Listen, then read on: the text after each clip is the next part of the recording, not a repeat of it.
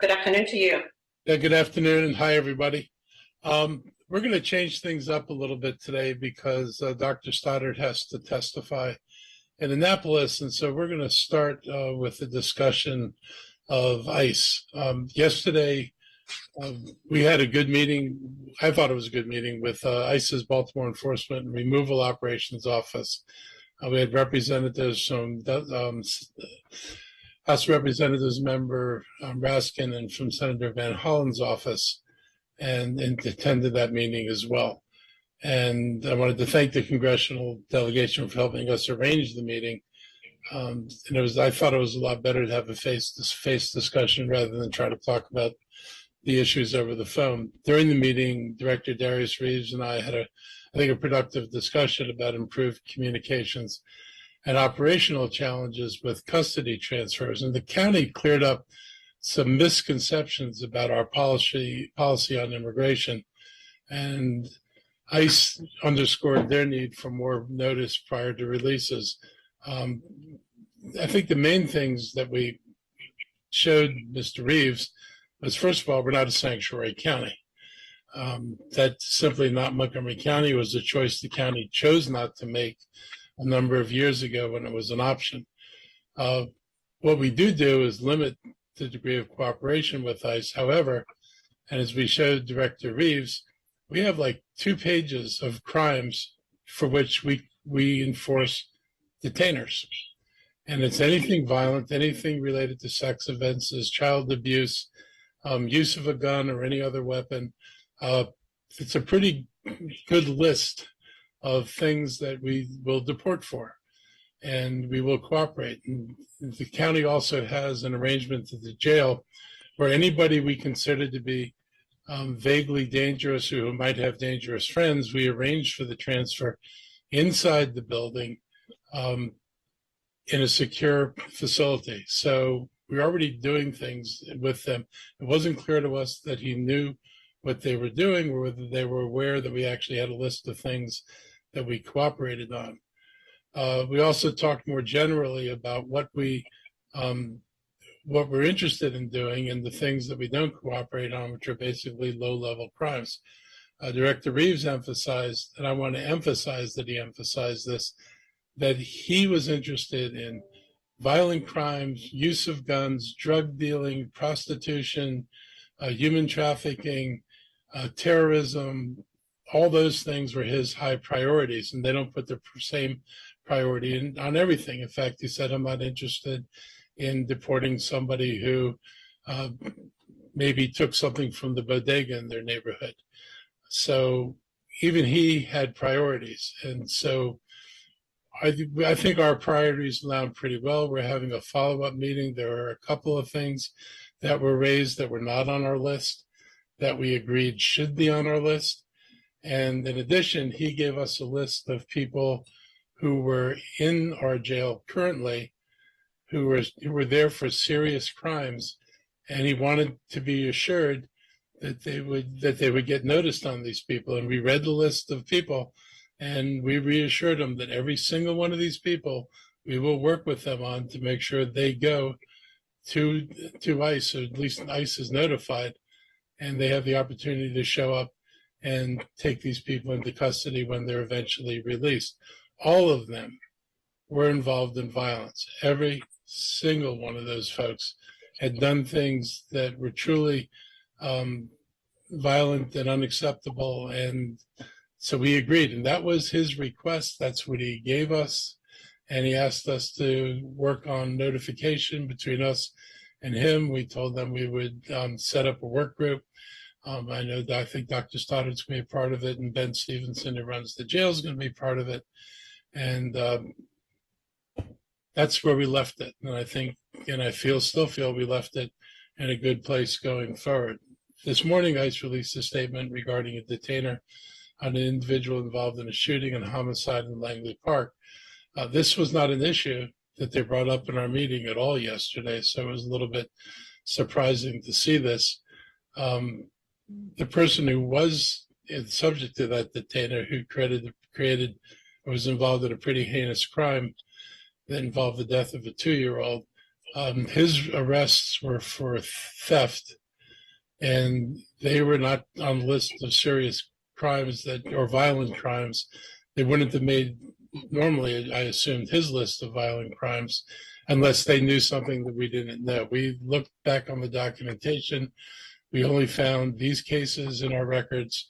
We know there was a judge's order, but the judge's order had no specificity. So we don't know whether the judge based the decision, for example, on gang membership, or whether the judge based his decision on failure to appear for a hearing. County policy is we wouldn't enforce something like failing to appear for a hearing. If somebody was a gang member, we would give them over to ICE. So hopefully between us and them, we will clarify the information that flows in both directions and be able to work out a more suitable or an improved system between the two of us. But I just want to assure everybody that we do honor detainers, we do deport people or help deport people, and we focus on violent crimes, sex offenses, and the kind of things that Mr. Reeves said were the focus of who he wanted to remove from the community. I have asked Dr. Stoddard and the Department of Corrections and Rehabilitation Director Ben Stevenson to be on this briefing to help answer your questions regarding this specific incident. So, Lorna, do you want to turn it over to the reporters? Okay, thank you very much, Mr. County Executive. I see several hands are up already. Brad Bell, you're first. ABC 7, good afternoon. Go ahead with your question. Hey there, good afternoon. So, Mr. Eldridge, I mean, are you changing your policies at all here after this meeting? And I guess, you know, when I talked to Mr. Reeves last week and some of his agents out in the field, they were saying, is it really up to a county executive to decide which detainers they honor? If there's a detainer, shouldn't it be honored? Yeah, so that's my question. Is there a change in your policy? And, you know, what do you say to that notion from some of the federal officials? Maybe he didn't read it with you. Yeah. If they were intended to be mandatory, they would have been written to be mandatory, and we'd have no choice but to honor them. The fact is, we're not the only jurisdiction that doesn't honor them. What we're doing, though, distinguishes us from the sanctuary jurisdictions because there's a whole range of things on which we'll cooperate. You know, when this all started, you know, people were getting deported for things that are absolutely insignificant crimes. And for you crime buffs out there, the immigrant community is not as inclined toward criminal behavior by statistics as the Native community is here, just as a point of fact. But, you know, it's not a mandatory thing. The state of Maryland says we can't detain people beyond their release date. So that's the point of giving them advance notification. They don't always show up. They give us notification, and we'll say that somebody's being released, and they don't always come from. I would assume this is in the minor cases, not the major cases. But, you know, their priority, as he said to us, was people who committed violent crimes, use of weapons, and those things. To address your first question, Brad, the areas where the policy is likely going to shift is a couple things the county executive alluded to.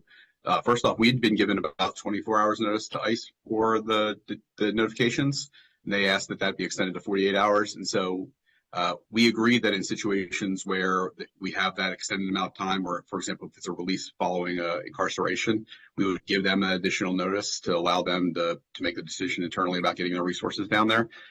Obviously, we acknowledged, and so did the Director Reeves, that there are certain cases where, for example, a judge may release someone at a bond hearing from the courtroom, in which case we won't be able to afford ICE the same opportunity. And they acknowledge that happens all the time in all the jurisdictions across the state. But they were happy to hear that we were willing to extend that time for notification. The other thing that the county executive alluded to is we're going to be reviewing the list of crimes that are on the list. We actually shared that list with Director Reeves and asked for their feedback. And so they can share with us things that they think we're missing that fall into the category of serious crimes. We've already recognized a few that we would like to add.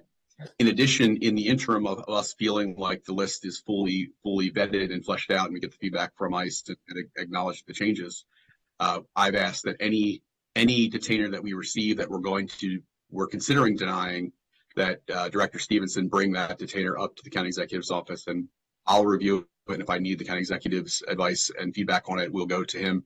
That's actually already happened once, and we ended up giving some information to ICE, and they did, pick up someone who we received a detainer on that last week, actually. And so we're going to flag that process moving forward just for now to make sure that we're not missing anything during this period. So one point of clarification. So last week when I talked to Mr. Reeves, he said that Montgomery County had honored zero detainers, but you've described a couple that you have honored. So has there been zero cooperation in the fiscal year? We can point to a very specific case where we received a detainer last week. The principal issue was driving under the influence, and there were some other traffic-related offenses. We notified them of the end of that person's sentence on a Friday. They picked him up at his release on the following Monday. So that, I mean, I don't want to parse words with Director Reeves. I thought we had a very good conversation, but I think that was a clear example of where we provided information and worked with ICE to effectuate that transfer. Thank you, gentlemen. Thank you, Brad. Up next, Jasmine Kelton. I just want to be clear about one thing. If it was a crime on our list, and we're happy to provide you guys with what our list is, there's not even an executive decision. We've never had to make these decisions at the executive level. If it's on the list, we don't contest it. So we're not even applying let's think about it to the crimes on the list. And they agreed with the stuff we had on the list, and they'd probably like a couple of additions, and that's what we'll be talking about. Thank you, Mr. County Executive. Jasmine Helton, The Washington Post. Good afternoon, Jasmine. Thank you. Thank you, County Executive. Just wanted to ask if there's any more insight that the Department of Corrections could provide on how the county responded when he was initially arrested in March and September. I know ICE's statement said the detainer wasn't honored on both occasions and, he was released. But I just wonder if the Department of Corrections could provide any additional insight into those two incidents from March and September and how you all responded. Sure. From the incident in March in which we received notification from ICE that they wanted to, in fact, hold this person. However, due to the nature of the crime, we did not notify them, and we did not honor that detainer request. The one this past September, we are still looking at information to verify that arrest because there are a number of conflicting informations in this person's aliases that we want to just verify. So we're still working on verifying that information that you have. And is my understanding correct that that's because it wasn't honored because it didn't match the list County Executive just mentioned the severity? That is correct. It was the first one in March was for theft honor from $1 to under $1,500, and the second. And that wouldn't have been a high-level crime in which we would definitely want to cooperate with ICE. Got it. Thank you. Thank you, Jasmine. Lily Zhang, Fox 5 DC. Good afternoon, Lily. Hi, good afternoon. Thank you for hosting this, County Executive. Just hoping you could clarify, Montgomery County is not designated as a community with sanctuary status. Back in 2019, you signed that executive order promoting community trust, which is my understanding prohibits all executive branch departments from using local government resources to assist federal agents in civil immigration investigations. What is the difference between that executive order and what would be considered as sanctuary status? If you could clarify. So a sanctuary city would have no list of things for which you turn people over to ICE. We have a long list of things for which we turn people over to ICE. That's what the original debate was about. It was more focused around when are you going to cooperate with ICE? And there were people who didn't want us to cooperate at all, and there are people who wanted us to cooperate to varying degrees. And we came up with a pretty comprehensive list. It went through the state's attorney's office. It went through our offices. We had council members sitting around the table talking about how we were going to handle this. And we came up with the list. So it's clearly not It's not sanctuary. If you were in San Francisco or some of these other places, there is zero cooperation. We don't do zero. We're more than happy to cooperate on drug trafficking, human trafficking, any gun trafficking. There's a whole range of things we would actually work with immigration on. It's just not the deportation of individuals for low-level crimes. Thank you. The only thing I would add too is that sanctuary jurisdictions typically do not share information about the detainees up through the federal system. So ICE in those circumstances cannot even recognize when someone is being detained who they would want to issue a detainer for. So that we do share that information up through the state of Maryland to the federal database, which is why we're actually able to receive the detainers that we do through ICE through participation in those federal databases. Thank you, Lily. Alex Hoff, Fox News as well. Hello, Alex. Good afternoon. Hello, thank you for having me and everybody here. I had a question about repeat offenders. You have a list of crimes that you will cooperate with ICE on. If a crime doesn't fall on that list, but somebody's stealing something under $1,500 every month, I mean, are there any asterisks to this at all? So some things had asterisks. I think I got it. But not everything did. And theft is one of the things that didn't. And theft is something, at least in my mind, I'm willing to put on the table to talk about, because I don't want somebody going out and, as you said, stealing every month. In this case, we've got cases separated by, months, at least 6 months. I think both were in 23. That's a discussion that I'm more than willing to have about whether we need to deal with repeats. I'd say the same thing with some of the other offenses on there, because at some point it's too much. But I don't disagree with you. Thank you. Thank you very much, Alex. And we have Matthew Faldy, the Spectator. Good afternoon, Matthew. Hey, everyone. With the Spectator here in England, but native Moco guy. I'm wondering, has anyone, county executive, you or anyone else, has been in contact with the woman who was shot by the illegal immigrant? We've have any update on her status? Obviously, we know, her kid was murdered. But has there been any news on her end? I have not heard anything. But have you? They're in Prince George's County, so. Okay. That's it. Thank you, Matthew. Members of the media, any other questions regarding this particular topic? No more questions related to this topic? Thank you, everybody. Mr. County Executive, we can continue with the rest of the media briefing. Thank you. Yep, thank you. So we're going to, ironically, discuss gun violence prevention now. A few weeks ago, I told you about how we're continuing to make public safety a high priority. And I've talked about some of our efforts, including drone assistance, license plate readers, security cameras in garages, cameras on the streets, signing bonuses to recruit more officers, the hiring of a recruiting firm to help us in this. And I did mention I went along on a ride along with police officers a couple months ago, had a chance to talk with them and other officers about the proliferation of guns. And this is not a Montgomery County problem. This is a national problem that we're having to address here at the local level. And I've talked to you before about the proliferation of unlicensed guns known as ghost guns. But today I want to introduce a guest to talk about another way that someone can easily get a gun, and that's by taking a gun from a family member who does not store it properly.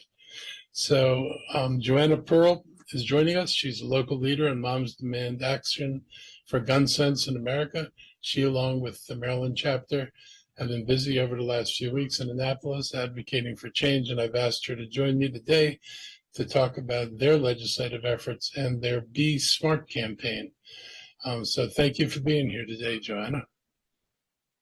Thank you, County Executive Elrich, and for inviting me to participate today. As the County Executive said, my name is Joanna Pearl and I live in Kensington. I'm a volunteer with the Maryland chapter of Moms Demand Action for Gun Sense in America. We are a grassroots movement of Americans fighting for common sense gun laws that keep our communities safe. We also work to encourage a culture of responsible gun ownership. We know that gun violence is a uniquely American public health and public safety crisis, and that Montgomery County is not immune. But we also know that gun violence is preventable, and we're committed to doing what it takes to keep families safe. Guns are the #1 killer of children and teens in America and here in Maryland. As adults, we are responsible for keeping children safe. And one way we can do that, which is what I'm going to talk about today, is through secure gun storage. That is, encouraging gun owners in our community to keep their guns unloaded, locked, and separate from ammunition. And encouraging everyone to open up a conversation about gun safety in their communities. Throughout our country, millions of children and teens live in homes with unsecured guns. Every year, 350 children living in America under the age of 18 gain access to a firearm and unintentionally shoot themselves or someone else, like a sibling, a parent, or a friend. Access to unsecured firearms also puts children and teens at increased risk of death by suicide with a gun. In school shootings, the data show that shooters are often current or former students who obtain guns from their home or the home of their relatives. And in many cases, the guns used were easily accessible or not securely stored. We have the power to prevent many child firearm deaths and other gun violence tragedies simply by talking about responsible gun ownership and what it means to store guns securely. And by inspiring a series of conversations about secure gun storage in our communities, Moms Demand Action volunteers help other adults learn about simple steps that everyone, gun owners and non-gun owners alike, can take to prevent these tragedies. One example is through the Be Smart campaign, an educational program launched in 2015 by the Everytown for Gun Safety Support Fund that takes action to prevent child access to guns, promote secure storage, and reduce the risk of suicide. Moms Demand Action volunteers share information about the Be Smart program to reduce the number of shootings that occur because guns have not been secured. Be Smart emphasizes the power of each adult to have agency over the safety of children and teens. We all want children to be safe from violence.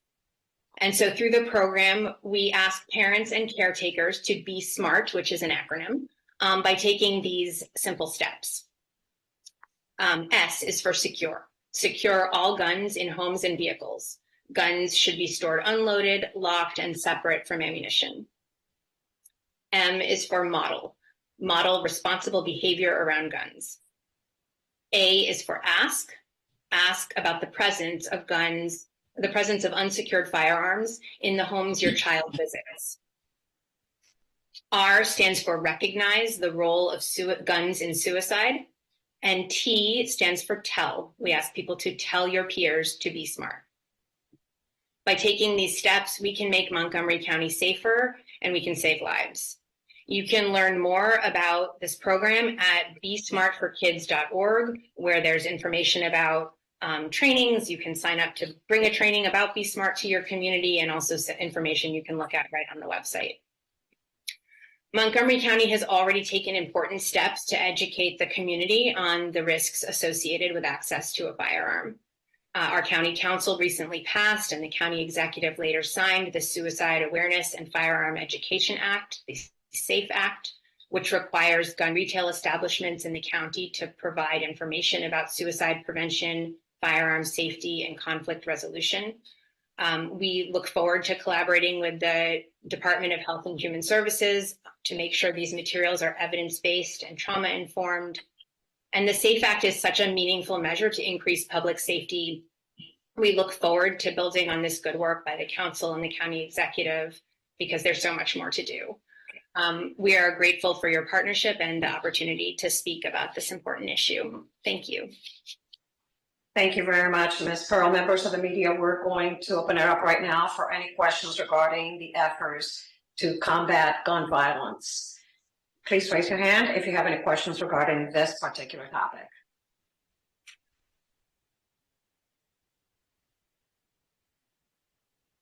Any questions? No questions. Thank you for joining us, Ms. Pearl. You can remain on this event, or you can drop off if you need to go. Mr. County Executive. Thank you. Thank you very much for being here, and I appreciate all the work you do. I look at low-hanging fruit, getting ghost guns is a simple legislative fix to say you'd have to deliver a ghost gun to a licensed gun dealer, just like you have to deliver a regular gun to a licensed gun dealer before you can buy it, which would assure that it's not a juvenile, would ensure that you didn't have a criminal record. I mean, it is so easy to fix this that it baffles me that people aren't willing to do it. The other thing was a disturbing story in the paper the other day about where the drug cartels get their guns, which is mostly from American gun manufacturers. So we have our own manufacturers in this country arming people in other countries so that they can distribute drugs, traffic in people, and have weapons in order to match the weapons that the police have in their countries. And the idea that companies here sell weapons that way and don't care about the end user is pretty nauseating. So more to ponder in terms of gun violence and what's wrong with this situation. But thank you for everything you do.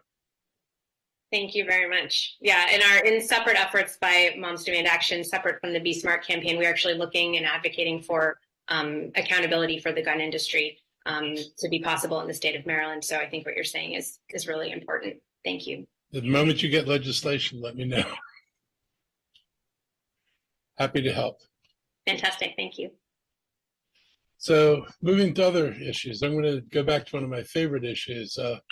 Maryland counties need special taxing districts. And I was back in Annapolis yesterday testifying before the Ways and Means Committee on behalf of what I consider probably the most important bill in the legislature right now for Montgomery County.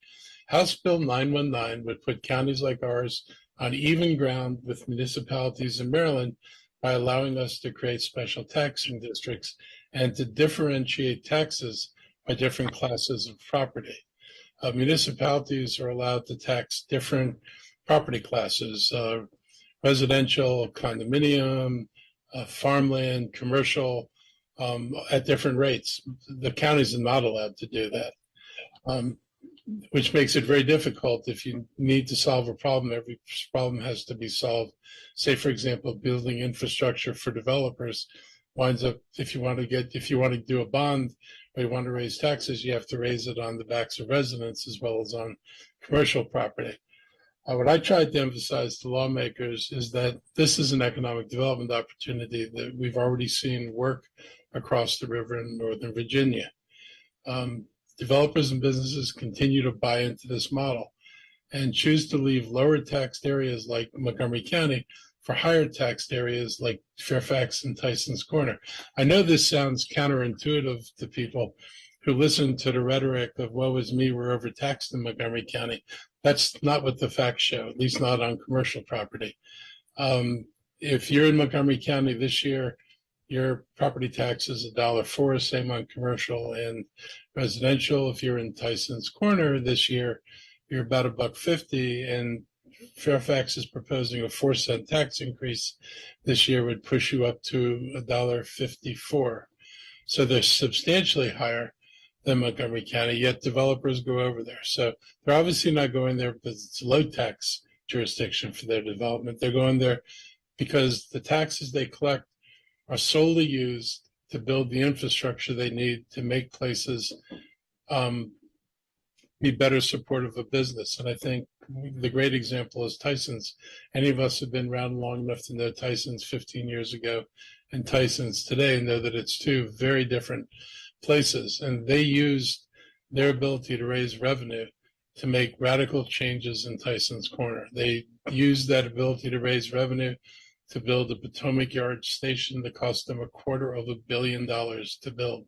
And Montgomery County simply doesn't have access to those kind of revenues.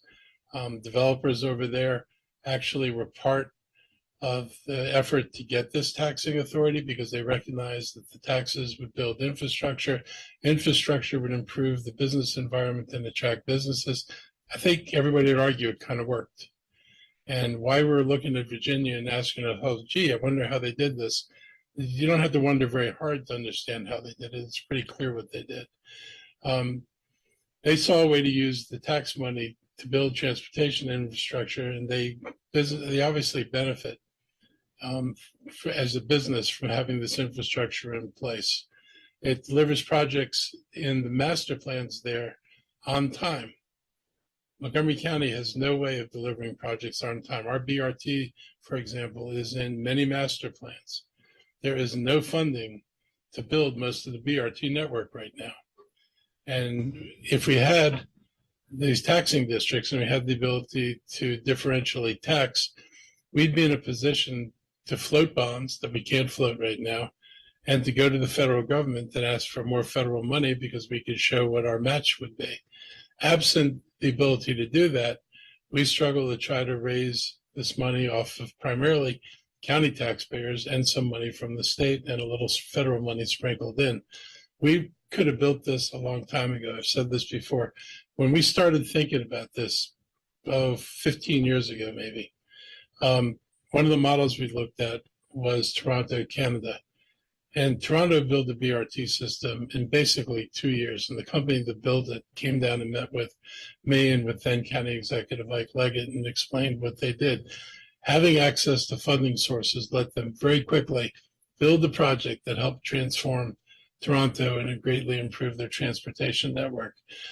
We've got plans, but what we don't have right now is the money in this bill in the state legislature would help us move forward. The proposal is considered enabling legislation, so any tax rates and who got taxed would have to be determined by the county council here. So I don't have the ability to implement it unilaterally, and the bill doesn't implement it unilaterally either. So there would be a lot of work on this. It was supported by the Maryland Association of Counties, and that's significant because it means most counties support the bill. Most importantly, it included the Republican counties. Even they understand how handicapped they are in not being able to raise their own revenues in order to meet the needs that they have in their counties. So we need to understand that state growth is tied to investments in transportation. You could talk to any business executive or economic development person who will tell you the importance of transportation for economic development. It's painfully clear that after learning the $3 billion shortfall in the state transportation funds late last year, that Maryland needs a better way to move forward. And the collapse of the state's infrastructure fund cannot be allowed to lead to totally paralyzing the construction of transportation. In Virginia, Tyson's Corner was transformed, as I said before. And, what happened was that developers there and the political people there went to the Republican legislature and Republican governor and asked them to give the Northern Virginia's counties the authority to do this. They did it. They taxed. They bloomed. We didn't. And so we're looking for the ability to match what Virginia does. And sometimes they actually have better ideas than the other side of the river. Not everything that we think is cutting edge of the best practices, and we have to be aware of that. So we've already suffered through years of planning for fixes to our traffic dilemma, while current state revenue funding scenario leaves residents and counties needing more. And I'm asking for a favorable report out of the committee for House Bill 919 and support from the majority of the state lawmakers to enable state taxing districts for counties this session. And I would hope that the county council could decide to support the enabling legislation, because they ultimately would be the ones to have control over how it was implemented. So it doesn't tie them to any particular tax structure. What it does do is give them the ability to create something that would be beneficial for the people of this county and help us grow our business community. Finally, talking about health, March marks the 4th year since our nation began dealing with the widespread impacts of COVID-19. The emergency phase of the pandemic ended last year, but it's still being felt in our schools and our community continues to struggle with hunger issues and other aspects of community needs. So it's left a long trail. I won't say quite behind it, but it's left it in its wake. Last week when I met with former County Executive Mike Leggett. He thanked me for the county's work throughout the pandemic. It was a struggle, but I know that our work saved lives, and that was the priority we put on the decisions we made. You can see in the results, the virus peaked in December 2021 with a weekly average of 800,000 cases nationwide. With the introduction of the first vaccine came a slow but significant drop in cases. Getting the word out about the benefits of the vaccine brought together many different communities across Montgomery County to share and spread life-saving information. And it was these partnerships that really, I think, made what we did possible in the county. Many of our community groups were able to reach deeper into their communities than the government could have. So we're really appreciative of all the work that all you did. COVID-19 arrived in Maryland. Since it arrived here, there have been 17,000 deaths here attributed to the virus, according to the state. And despite having the largest population of any county in Maryland, the rate of COVID-19 deaths per person in Montgomery County was just under 1%. That is among the lowest in the state and below the national average of over 1%. I'm proud that Montgomery County had one of the highest percentages of vaccine compliance in the nation, above 90% initially, and that helps slow the spread of the disease and keep our mortality total relatively low. And I'm proud of all the work that we did here with our neighbors and friends and families to prevent more deaths. As we now live with isolated outbreaks and small waves of COVID-19, I want to stress how important it is to continue to protect yourself and your families. Vaccines for COVID-19 or flu are still recommended. COVID-19 vaccine can prevent serious illness and a hospital stay. So it's well worth taking advantage of that. And I guess on the last thing, I want to congratulate our HHS team and the Department of Recreation and Department of General Services and all of those folks for bringing together the Silver Spring Recreation and Aquatic Center. And before I turn it over to the HHS, I want to take a moment to recognize the wonderful grand opening that occurred in Silver Spring Recreation and the Aquatic Center last weekend. This is the first county recreation center in downtown Silver Spring. The concept of building this facility in downtown Silver Spring was something that even the director of the Department of General Services thought was nuts when he first heard about it. Normally, to add community resources like this, you need a space. Rather than being defeated by how much room there was around us, we started designing up, and the new facility is spread across 120,000 square feet through 4 stories, and it's integrated into a new affordable housing senior development in Silver Spring, the Leggett House. So we managed to take about a block of land and be able to do multiple things with it for the benefit of the community. Resources have not always been distributed evenly across Montgomery County. When I was on the council, I saw how County Executive Mike Leggett stressed the need to revamp the recreation centers in the county that were in the Black communities that have been allowed to age and become dilapidated. They're in pretty bad shape. And when I came in, he made the determination that we were going to prioritize the community centers in these communities. We built some nice, bright, shiny objects elsewhere while refusing to invest here. And he was willing to take this on and make the kind of changes that we needed to do.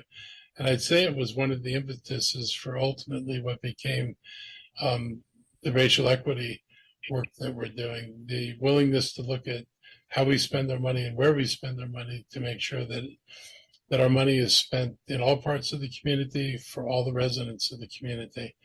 And so I'm very, very excited about it. In that building, aside from the apartments building, is also the Holy Cross Health Center next door that provides people state-of-the-art and direct access to the amenities.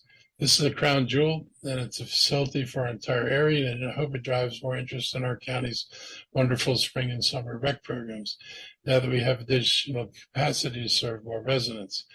I also want to remind residents that they can access the rec center gyms free. So a policy we started a year ago, the gyms still remain free. You still have to pay for any use of all pools. That's true for all the pools in the county. But you can sign up for a free pass to any of our recreation centers across the county. And I do encourage you to visit our new facility in Silver Spring for a workout.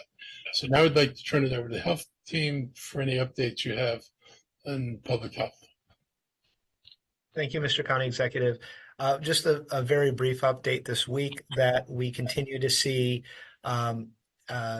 increasing transmissions in influenza and a little uptick in COVID. Most of this is being driven by our younger populations, which we're seeing come out in higher numbers to the emergency departments for treatment for influenza. Those are not turning into inpatients, so our hospitals have not, outside of the emergency departments, have not been affected disproportionately yet. But we just want to remind folks to urge caution. If you have respiratory disease, particularly in your children, try to keep them isolated from older people or those who are at greater risk, or have them wear masks when they're in their presence. We want to keep these diseases from spreading to our more vulnerable populations. So those are the updates on the respiratory report, and I'd like to see if Dr. Bridgers has any other comments at this time. Thank you, Ms. O'Donnell. I just want to thank our county executive for entrusting the Department of Health and Human Services to really take a deeper dive and look at common sense best practices that bring more resources to the community to combat youth safety, gun violence. We've worked really hard in collaborations with our community partners like our recreation department and our public services and all those other agencies, and Mom on Demand, our non-governmental organizations that really work with us to look at common sense solutions. So I wanted to thank and acknowledge the county executive under his leadership for entrusting the department to really look at how we can resolve some of these community level challenges that many face, but we're really looking at it in determining better outcomes for Montgomery County citizens. So thank you, Mr. County Executive. Thank you, Dr. Bridgers. Thank you, gentlemen. Members of the media, we're going to open it up right now for the last set of questions, Q&A. If you have any questions, raise your hand regarding these topics or any other questions for the county executive. We'll give it a second. Any more questions? Going once? Going twice? I guess we don't have any more questions for today. Thank you, everybody, for joining us. Have a great afternoon. Stay safe. We'll see you again next time. Thank you. Thank you. Bye.